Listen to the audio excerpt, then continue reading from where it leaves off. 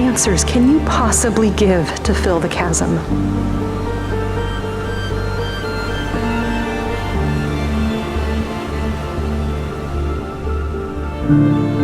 How can I begin to reconcile my own problems without addressing the biggest one?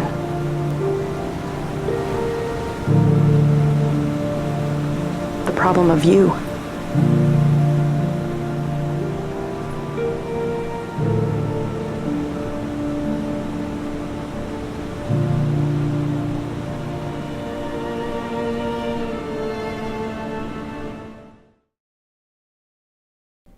Hey everybody, welcome back to Community Group Curriculum This Week. My name's Chris Damani and I'm excited that you're with your group today to talk about our final week of the Problem of God series. Is the last 8 weeks minus that one with Gary Haugen that we went through the 8 biggest challenges and skepticisms towards Christianity. I hope this was helpful to you with your walk with Jesus to help solidify some of the things you believe, but also to help equip you for times you need to engage with the world around you, as we live in a post-Christian Canadian culture where people have real skeptical questions, and we as Christians should have real answers for why we believe what we believe. So I'm excited that you're taking steps to actually talk about that as a group.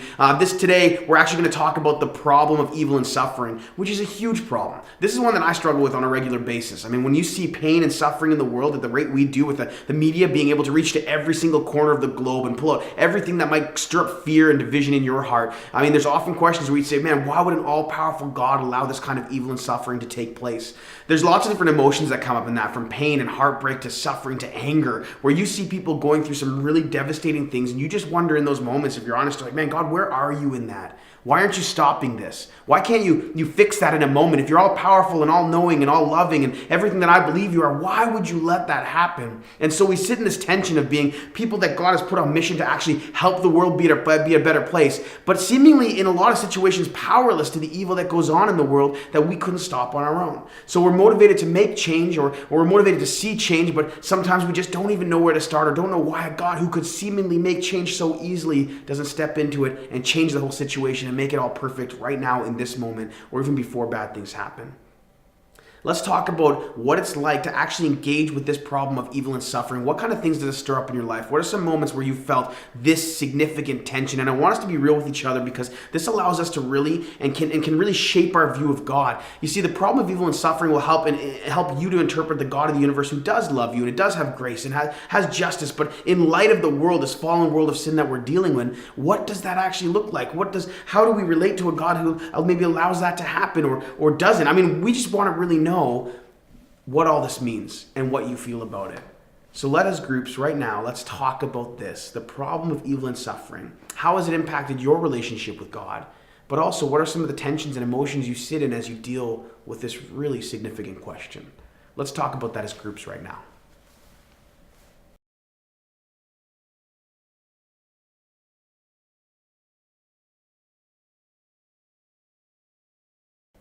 It's a really interesting thing, and you may have noted it as well, as you guys were talking about how you've engaged with the problem of evil and suffering, how that's engaged your opinion or understanding of God.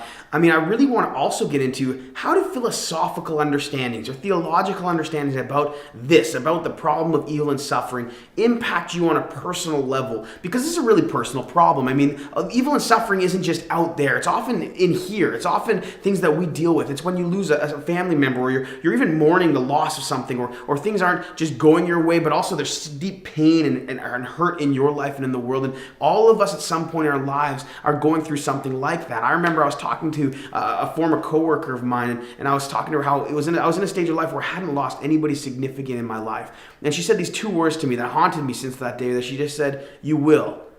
And the truth is that all of us at some point or another are going to go through some sort of evil or suffering in our life. There's going to be loss, there's going to be pain, there's going to be hardship, there's going to be trial, there's going to be suffering.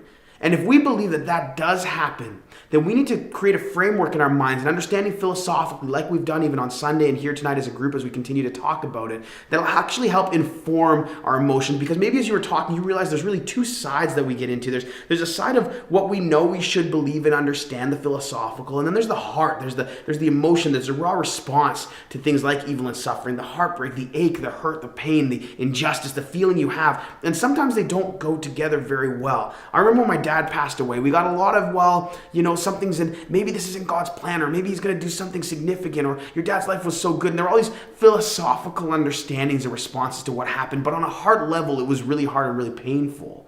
So maybe that's where you feel that tension, but I want to discuss, and I want us to discuss as groups, what philosophical understandings, what philosophical concepts, what things about the problem of evil and suffering in the world at a head level have helped you at a heart level when you've needed it. How have those philosophical understandings impact the very personal problems of evil and suffering? Let's discuss that as groups right now.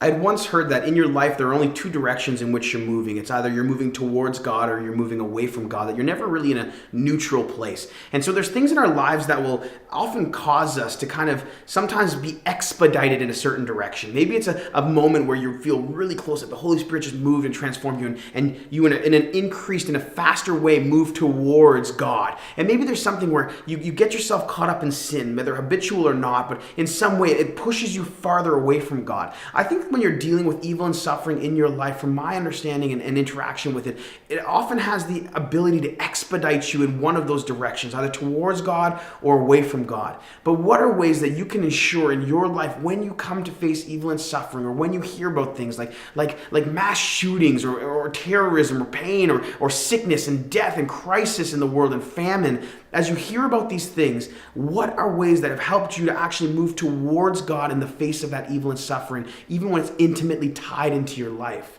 What are ways that we can ensure that we aren't expediting ourselves away from God in situations like that, but moving closer to Him? Let's talk about that as groups right now.